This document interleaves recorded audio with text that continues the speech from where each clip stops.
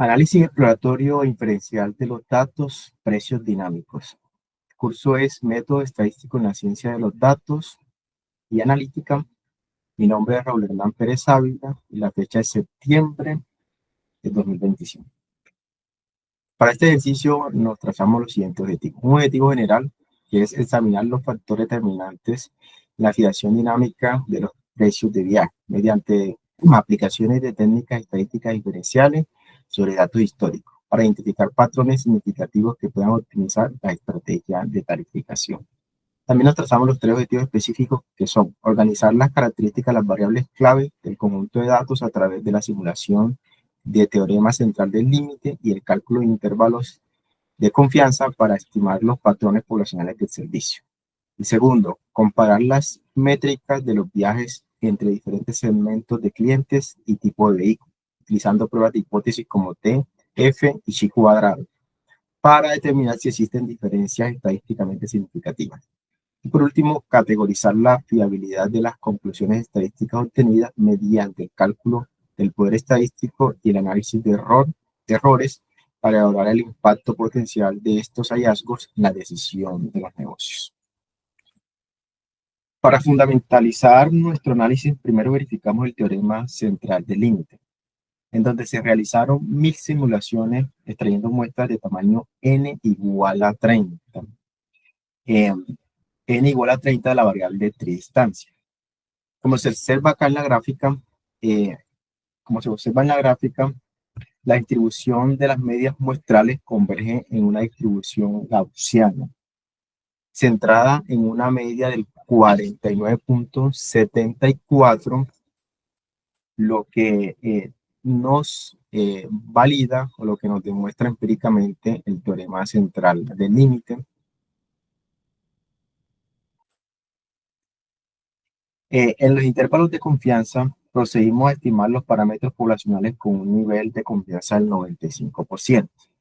Para la medida de tridistancia, obtuvimos un intervalo del 48.27 al 51.31 kilómetros, lo que nos da un rango muy preciso para la planificación logística. Este nos ayuda a planificar logísticamente pues, los viajes, ya que tenemos un rango donde van a estar con el 95% de confianza donde van a estar los viajes.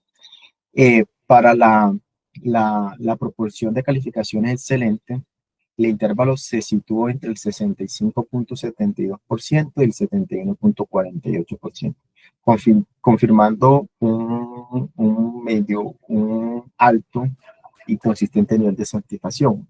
Sí, se puede decir que un alto nivel de satisfacción o un medio alto nivel de satisfacción.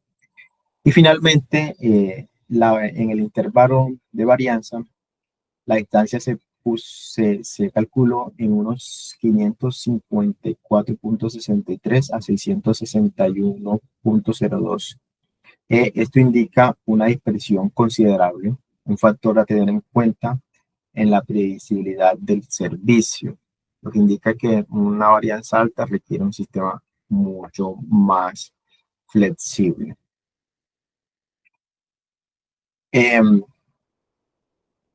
A continuación, pues realizamos pruebas de hipótesis para estos grupos.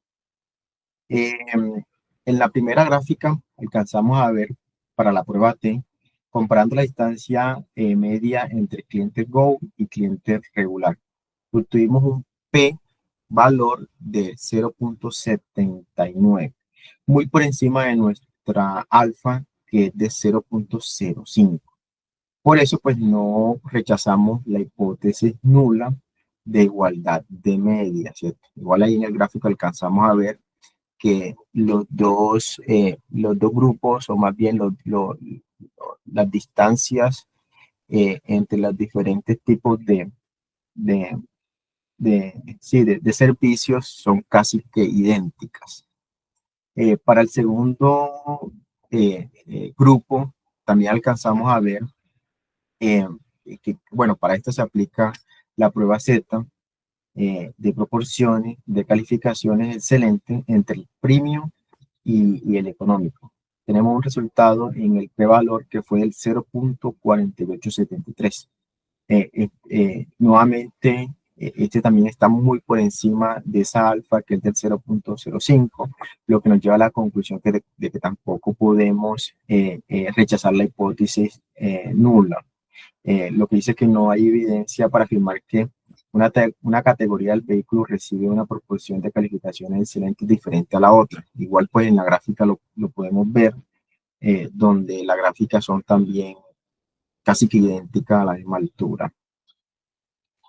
En la prueba de varianza, de la prueba F de Fisher de varianza, bueno, para evaluar la homoscedaticidad o igualdad de varianza entre las distancias de los clientes Go y Silver, se aplicó la prueba Fisher, ¿cierto?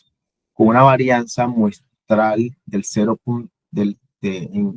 Una varianza en los Gold de 629.20 y una varianza en el Silver de 579.82, obtuvimos un estadístico de F de 1.0852. Este valor está bastante cercano a 1 y un p-valor de 0.4513. Esto pues nos lleva a no rechazar también igual la hipótesis nula, y concluimos que la dispersión de las distancias de viaje es estadísticamente igual en ambos grupos, ¿cierto? Entonces no se rechaza la hipótesis nula o H0 en este caso. En la prueba de independencia de H cuadrado, para determinar si existe una asociación entre el estatus de lealtad y la elección del tipo de vehículo, se realizó una prueba de chi cuadrado de independencia. La prueba arrojó un estadístico de chi cuadrado de 1.49 con un grado de libertad, y el p-valor fue el 0.47. Al ser significativamente mayor que nuestro alfa del 0.05, que es el alfa con el que venimos trabajando, no podemos rechazar la hipótesis nula de independencia. Esto implica que la preferencia por un vehículo premium o económico no está condicionada por el nivel de lealtad del cliente. No es la lealtad del cliente la que genera pues este tipo de preferencias.